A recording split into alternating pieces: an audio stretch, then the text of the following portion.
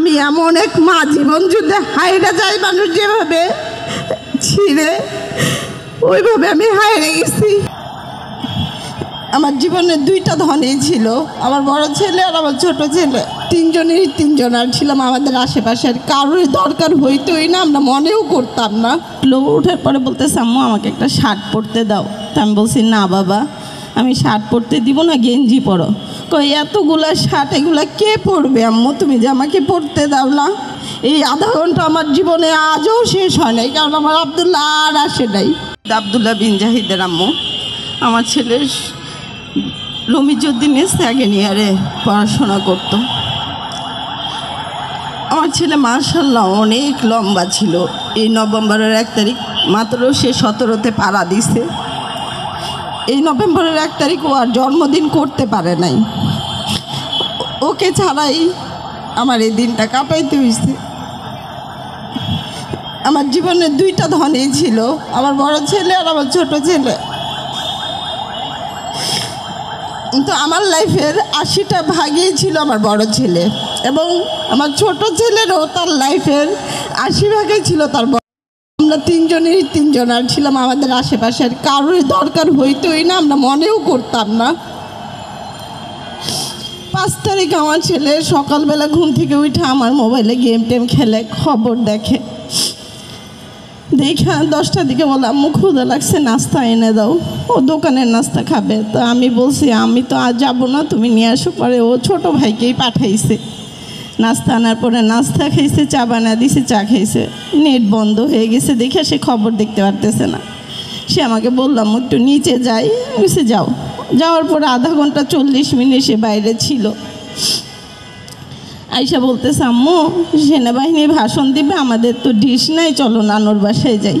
আমার মার বাসা আর আমার বাসা 10 মিনিটের রাস্তা। তো ও শুয়ে রয়েছে, আমার পায়ের উপরেই শুয়ে রয়েছে।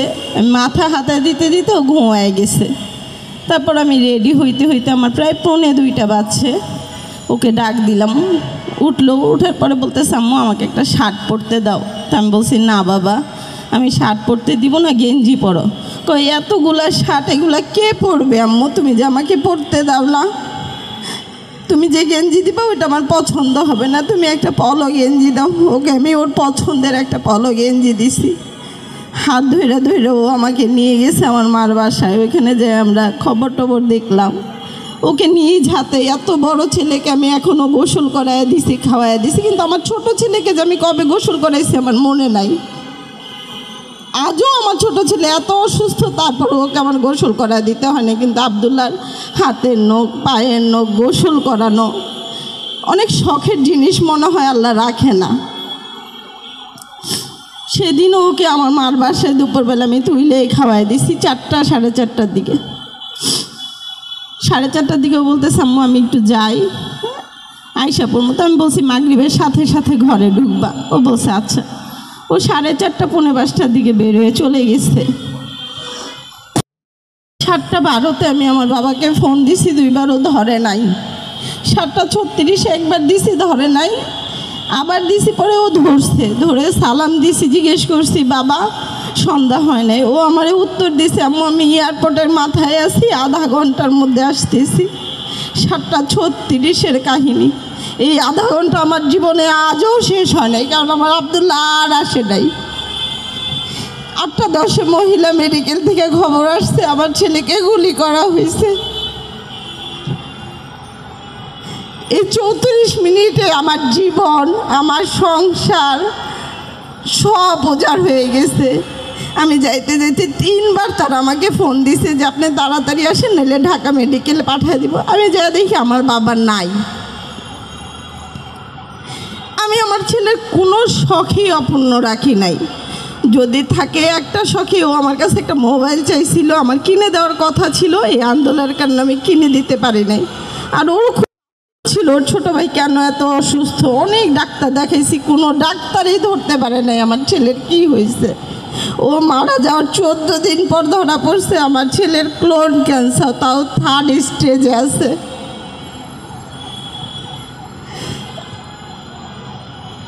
আমার ছেলেকে 2টা গুলি করা হয়েছে, একটা গলার ডান পাশে, সবগুলা রক ছিঁড়ে গেছে। আর একটা পিঠের পিছনে, ডাক্তার পিঠের পিছনেরটা দেখতেই পারে নাই, কারণ তারা গলার রক্তর ব্লিডিংই বন্ধ করতে পারে নাই। আমি জানি যে আমার ছেলে আমার জন্য কি ছিল। ও হয়তো দেশের জন্য করে গেছে, কিন্তু ও আমার আর আমার ছোট ছেলের জীবনটাকে পুরা তছনছ করে রেখে গেছে। 3 মাসে আমরা একটু গুছাইতে পারি নাই। আমার ছোট ছেলেকে নিয়ে আমার মাসের 15টা দিন হসপিটালে থাকতে হয়। অলরেডি 5টা কেমো দেওয়া শেষ, শনিবারে তার 6 কেমো দিতে হবে। 24 তারিখ থেকে সপ্তাহে 5টা রেডিও চলবে। আমার ছেলের বয়স মাত্র 13 বছর। আমি জানি না এই লড়াইটা আমি কিভাবে আমার বড় ছেলেকে ছাড়া একলা লড়বো।